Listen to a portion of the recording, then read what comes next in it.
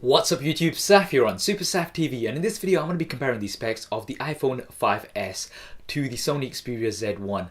Now both of these are the flagships of their manufacturers, but how do they compare? What's different? Well, do hit that thumbs up button and let's find out in this head-to-head spec comparison. So let's start off initially with the dimensions. The Sony Xperia Z1 is quite a bit larger, 20.2mm in terms of height, 15.4mm in terms of width, and almost a millimeter thicker, so it is a larger device. Now part of the reason for that is because it's got a larger screen. It's got a 5-inch screen versus the 4-inch screen on the iPhone 5S. So generally speaking, the 5S is going to be better for one-handed usage and a little bit more compact. Now in terms of the resolution, the Xperia Z1 does come with a full HD 1080p screen, so you've got 1920 by 1080, 441 pixels per inch, so very high pixel density here. Now the iPhone 5S has the same resolution as the iPhone 5, 1136 by 640, so less than 720p HD, 326 ppi. So generally speaking, the Z1 is going to be that much better for HD videos, the larger screen as well, with that resolution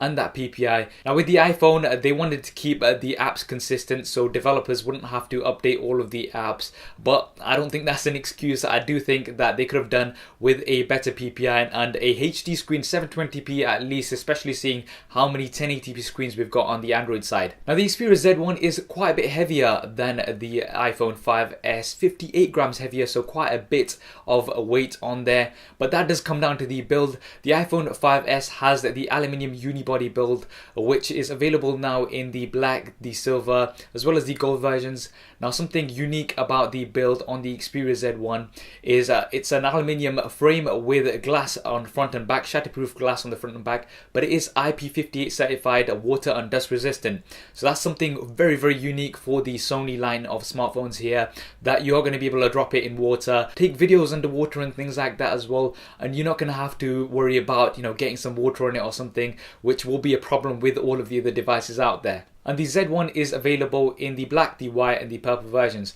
Now looking at the processors, the Xperia Z1 comes with the Snapdragon 800 2.2 GHz quad-core processor, so quite a nice processor, one of the highest out there at the moment. Now they've not been specific in terms of the cores or the clock speed on the iPhone 5S, but you've got the A7 chip, which is a 64-bit chip, and we will have to see these side by side in terms of the performance to really determine what the differences are. You've got 2 GB of RAM on the Xperia Z1. On the iPhone 5S, they've not been specific. I believe it is 1 GB of RAM, and again, performance we'll have to see side by side.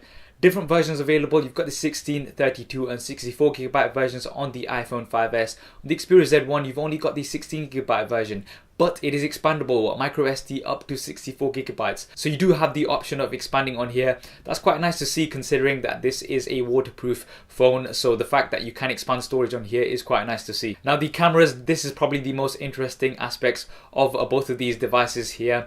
Now the iPhone 5S has the same resolution as the iPhone 5, which is 8 megapixels, but the pixels are larger. You've got 1.5 microns compared to the 1.3 that you had on the iPhone 5. So it is supposed to be doing better in low light. But if you compare that to the Xperia Z1, the Xperia Z1 has the same sensor size as some of the compacts out there, which is absolutely awesome to see that in a smartphone of this size as well. Really impressed with this 20.7 megapixels, and also because of that larger sensor, low light performance will be great. So now it'll be really interesting to see the difference in the low light images between these two. So side by side comparisons will tell us more, but the Sony Xperia Z1 looking very impressive here. In terms of video, the Sony Xperia Z can film 1080p at 30 frames a second from the rear facing camera, the same as the iPhone 5S, but the iPhone 5S also has 720p at 120 frames a second, which is going to be really great for slow motion. The Sony Xperia Z1 also offers HDR video, so that's going to be really nice for your dynamic range on your videos as well as images. Now in terms of the front facing cameras, the Sony Xperia Z1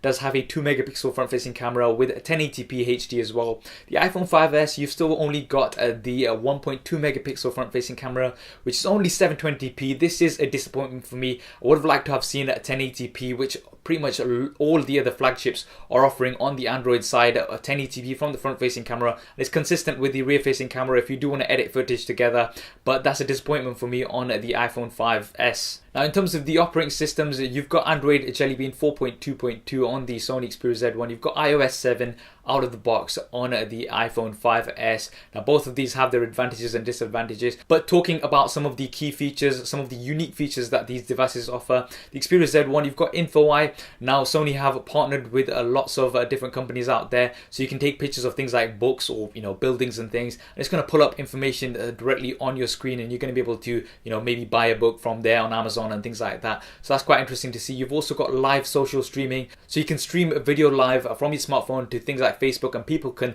comment on them and they will be coming up real time, so that's quite unique. Now the iPhone 5S also has a very unique feature, which is Touch ID, the fingerprint scanner on the home button, so you can unlock your device just by touching it, and you can also make app purchases and things using your fingerprint rather than having to enter a password all the time. So that's quite unique and something different that we've not seen. Now in terms of the batteries, the Sony Xperia Z1 has a 3000 milliamp battery, whereas the iPhone 5S has a 1440 milliamp battery. So you've got more than double the capacity on the Xperia Z1. Yes, it's a larger screen and you are going to be pushing out more pixels, but more than double the capacity does indicate that it will be giving you more usage. Finally, looking at price, the base versions, the 16GB versions, the Xperia Z1 between £550 to £600 here in the UK offline, and I think about $199 on a 2-year contract in the US, and it's going to be available end of September. The iPhone 5S, the 16GB version, £549 here in the UK, or $199 on a 2-year contract in the US. So similar-ish pricing on both of these devices. The iPhone 5S is going to be available from the 20th of September. So those were the key differences between these two devices. The iPhone 5S definitely a lot more compact and easier for one-handed usage, but at the expense of the larger size, the Sony Xperia Z1 does have a much larger screen, and it's also got the water and dust resistant feature, especially that camera, 20.7 megapixels, and it's the same size as compact cameras out there. So that's very interesting to see, and we'll definitely have to see side-by-side comparisons. Which one do you think is better? Which one will you be going for? Well, do drop me a comment below and let me know your thoughts. I hope you enjoyed this video and found it useful. If you did, as always, please do hit that thumbs up button for me. It really does help me out. And why not subscribe to the channel? I've got plenty more content coming up on here. Thanks for watching. This is Saf on Super Saf TV, and I'll see you next time. If you want to see more regular videos like this one, then be sure to hit the subscribe button, which will be below. If you're on a mobile device, it may be somewhere else. If you want to see my previous related video, then hit the link right here. If you want to stay in touch over Facebook, Twitter, and Google+, then all of the addresses will be there somewhere, as well as direct links in the description below.